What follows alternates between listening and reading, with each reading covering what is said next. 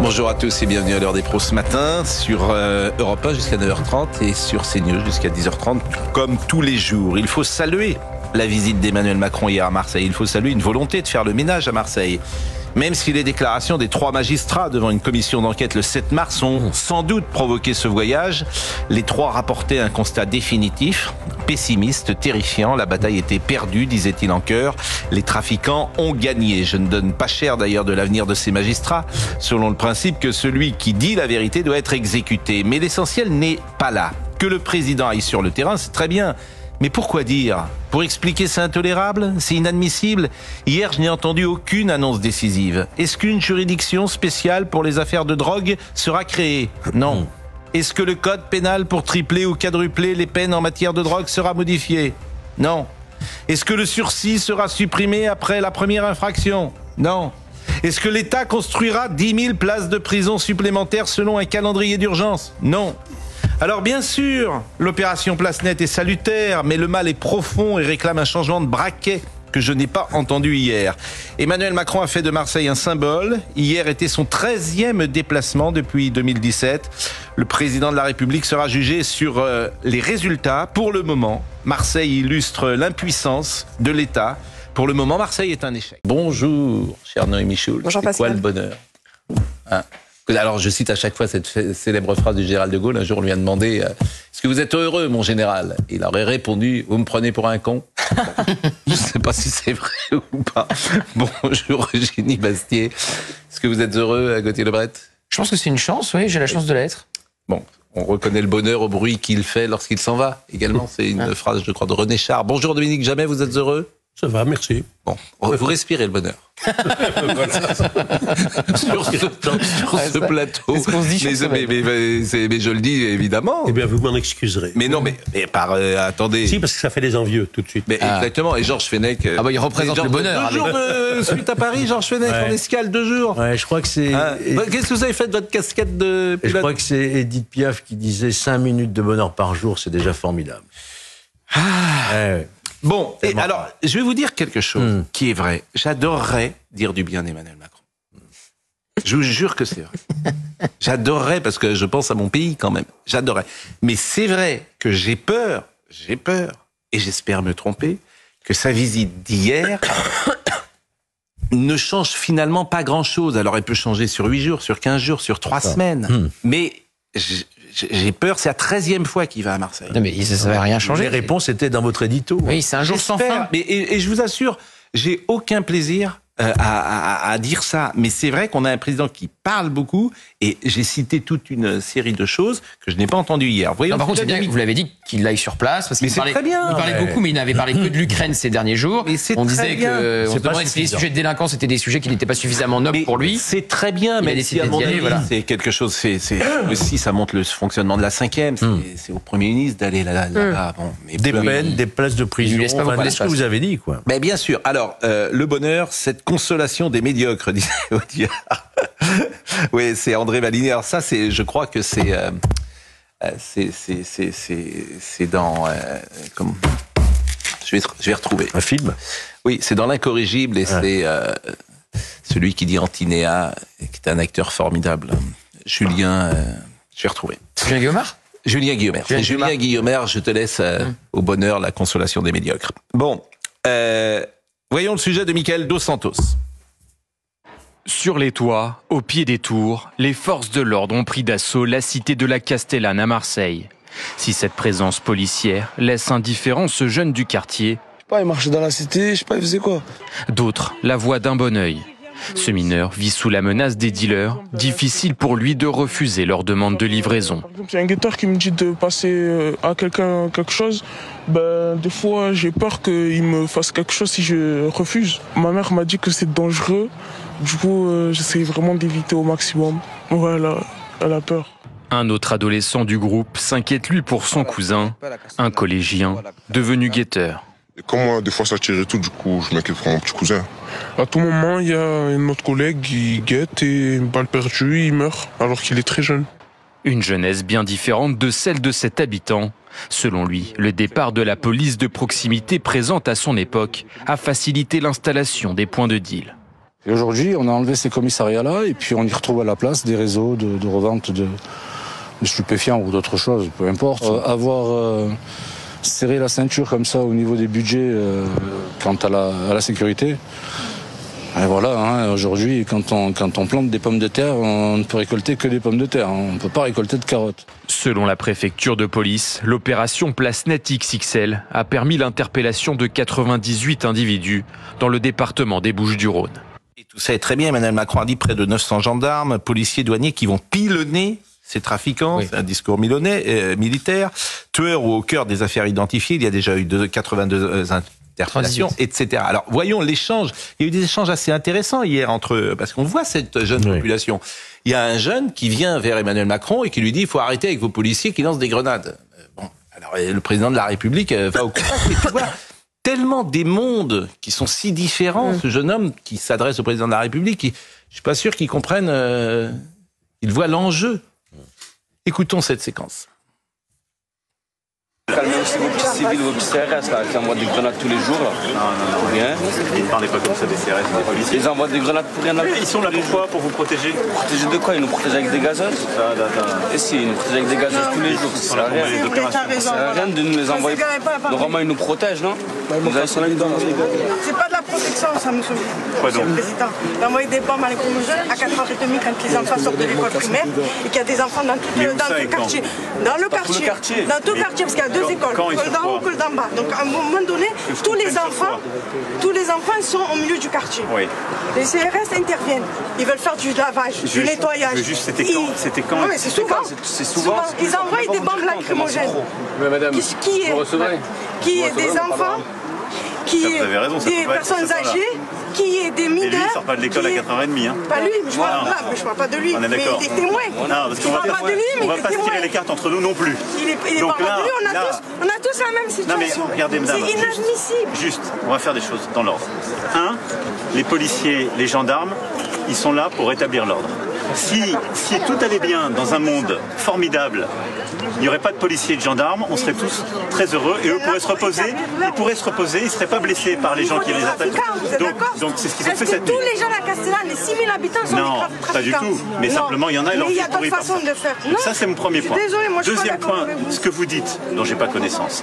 Sortie d'école, ça, le préfet de police va regarder avec vous, il va prendre vos coordonnées tout de suite pour que ça marche pas. Parce que ça, c'est inadmissible. Pas à 4h30 quand on sort de l'école, vous avez totalement raison.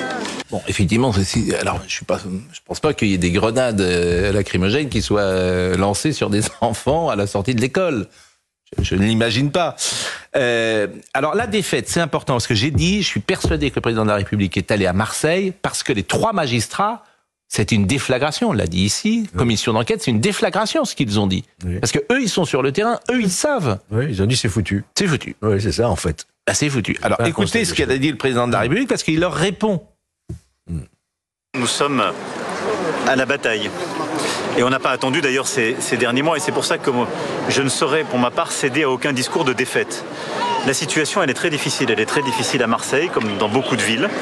Malheureusement, de plus en plus de villes, y compris de villes moyennes, comme elle est d'ailleurs difficile dans beaucoup de villes d'Europe et du monde. La drogue est un fléau mondial, le narcotrafic est un fléau qui est croissant.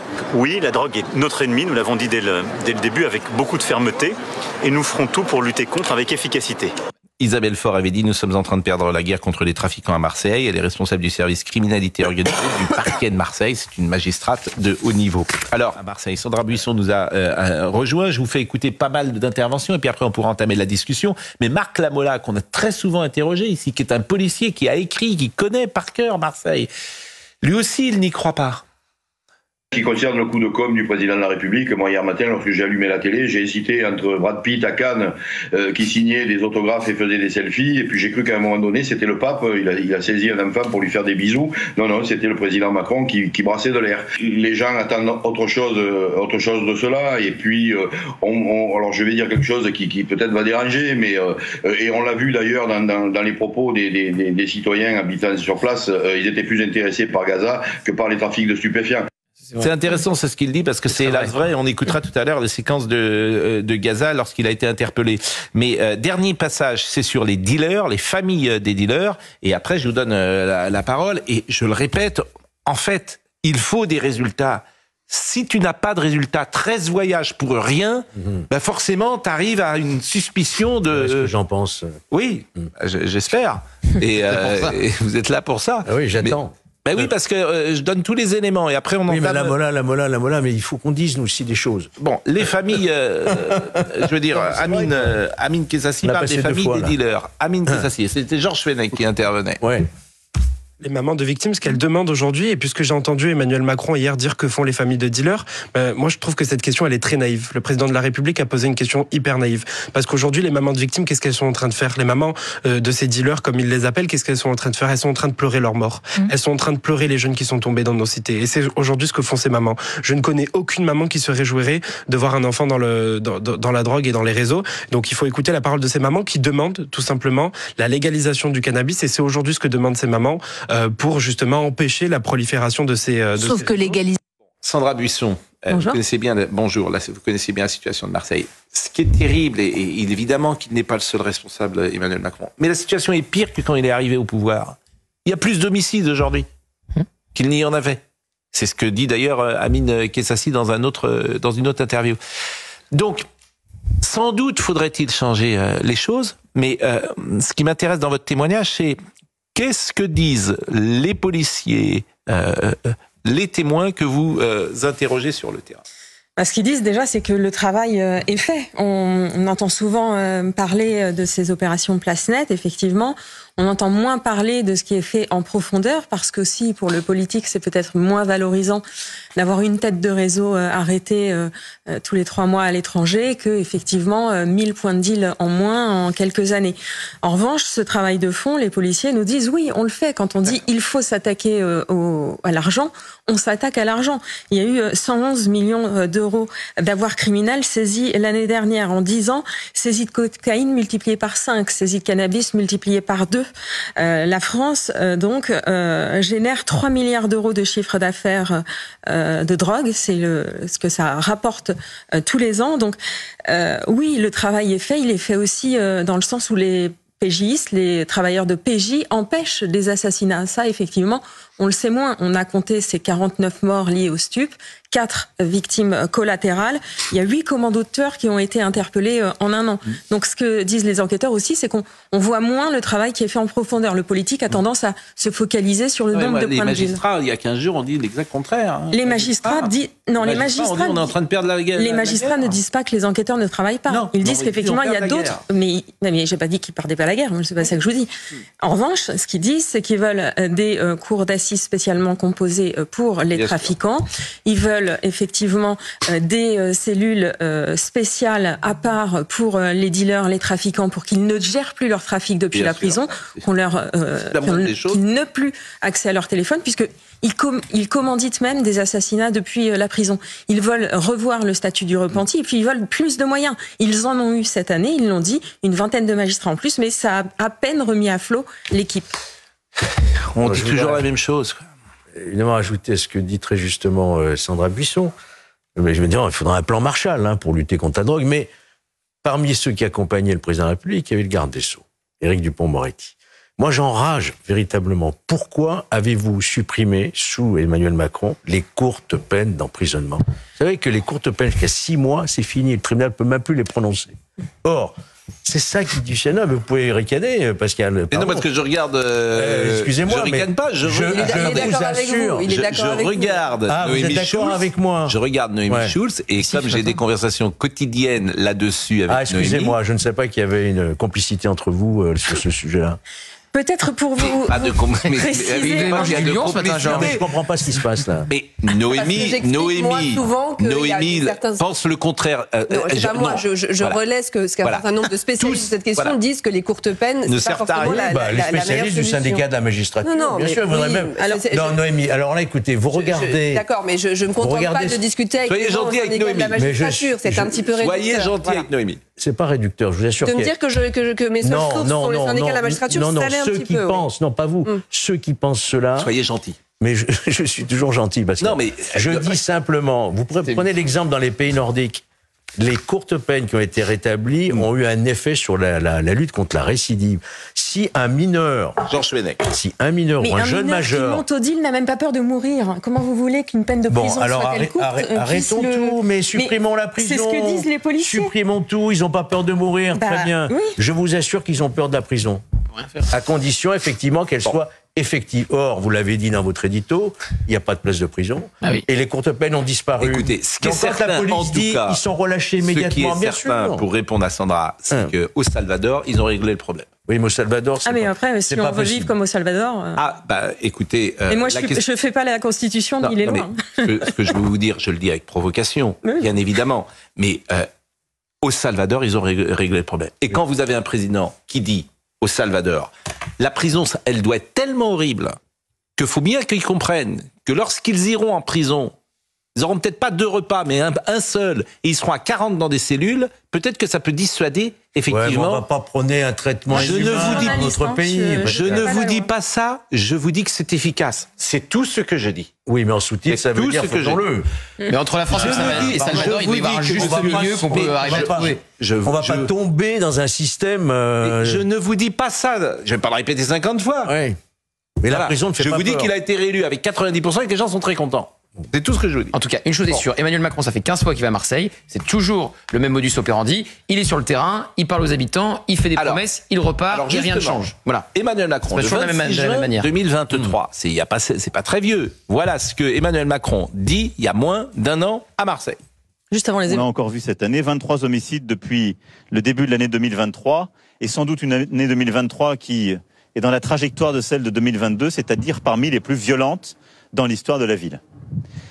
Tout ça nous dit une chose, c'est qu'il faut continuer le travail et l'effort, sans relâche, et ne rien céder au trafic de stupéfiants, à la délinquance qui y est adjointe, parce que tous les chiffres que je donne, c'est à 80% les stupes qui sont impliqués.